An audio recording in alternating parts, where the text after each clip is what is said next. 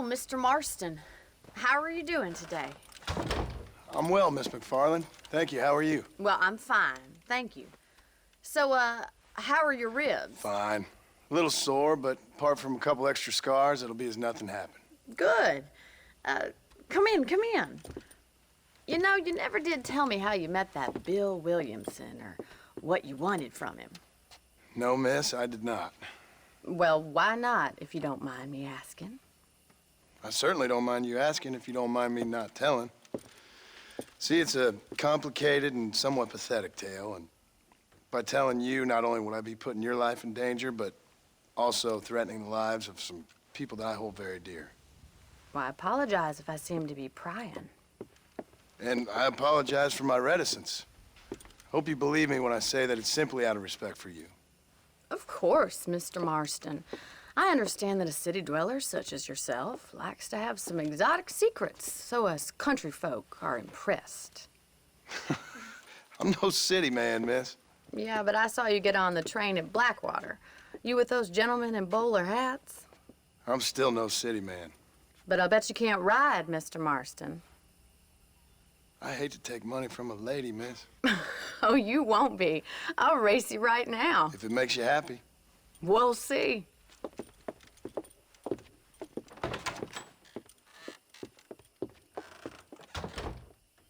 right, I'll show you how we ride round these parts.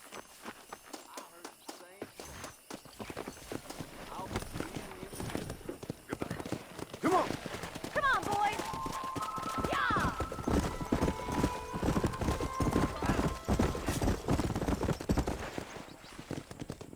On the count of 3. 3, 2, 1.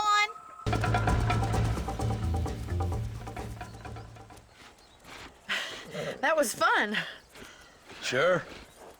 You know, you should go pay the marshal a visit in Armadillo sometime. I'm sure he could help you deal with that nice Mr. Williamson. Yeah, I might just do that, Miss McFarland. You do whatever you think's best, Mr. Marston.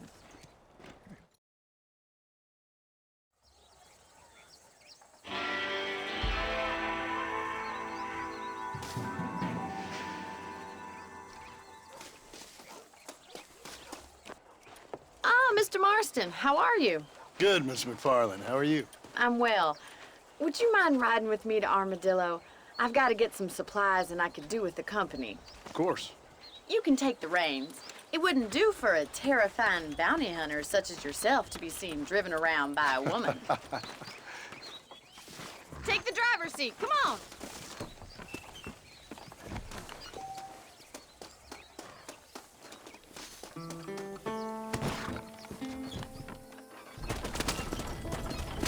You're looking much better, considering you were almost buzzard food a couple days ago. I have you to thank for that, miss. So do tell me, have you needlessly risked your life since we last spoke? No, miss, I have not. Well, that's a relief. Perhaps there's hope for you yet. I wouldn't bet on it. Oh, there's always hope, Mr. Marston. You can't be a rancher in this kind of country if you don't believe that. An admirable attitude, miss. I suppose so. I can't think of any other way to stay sane, to be frank. What about you? Have you ever given up hope altogether? Hope hasn't really entered into it. It's not really something I think about. A peculiar outlook. I can't really say I understand you. I can't always say I do either. Oh, don't be so deliberately enigmatic. I'm not, miss. Yes, you are. You are being deliberately obscure as a substitute for having a personality. I just know there are two theories to arguing with women, and neither one works. I'm not even going to dignify that gibberish with a response.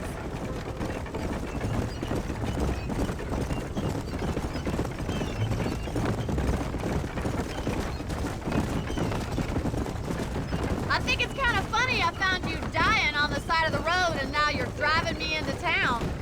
You have a strange sense of humor. Well, you must admit, it's an unusual start to a friendship. I didn't realize we were friends, Miss McFarland. Oh, please. Now who's being funny? Listen, I know that business with Williamson is your business, but I don't know. You've been good to us, and I don't think you're a bad man. A little stupid, perhaps, but not rotten. I just worry about you gallivanting around these parts like you're some kind of deranged bounty hunter. Like Paul always says, don't go waking snakes. I appreciate your concern for us lesser mortals, Miss McFarland. I really do. And if there was any other way out, I'd take it. I can assure you of that.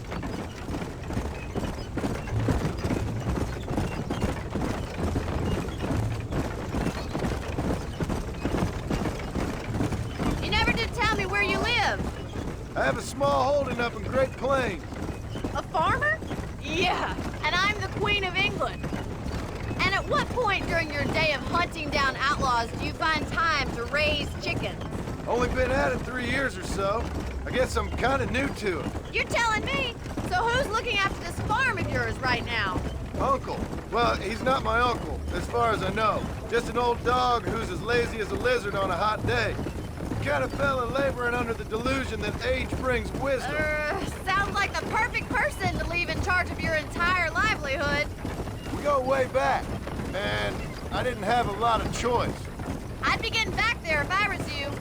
That's what I'm trying to do, miss.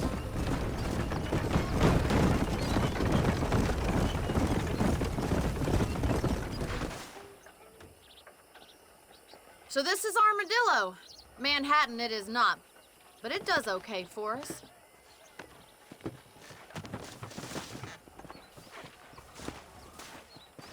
Most important thing for you right now is getting yourself into Dr. Johnson's office to purchase some medicine. The first one's on me. Thank you, miss. I'll pay you back. I'm sure you shall. The doc's a good fellow. He saved your life, so be polite to him. Meet me in front of the general store when you're done.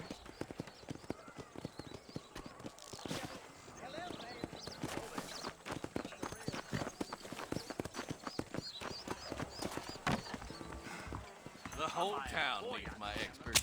Hey, partner. Finally come to get that bullet out your leg. Thanks a lot. Stay away from the salt pork and tobacco.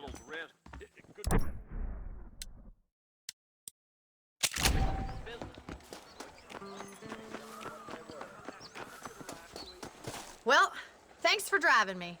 It was nice to be able to enjoy the view for once, and a little company never hurts now and again. You're more than welcome, miss. Least I can do.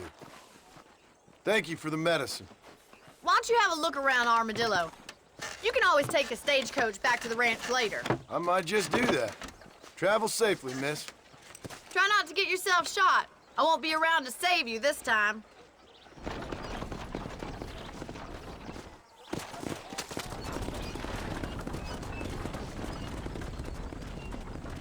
You know, they're planning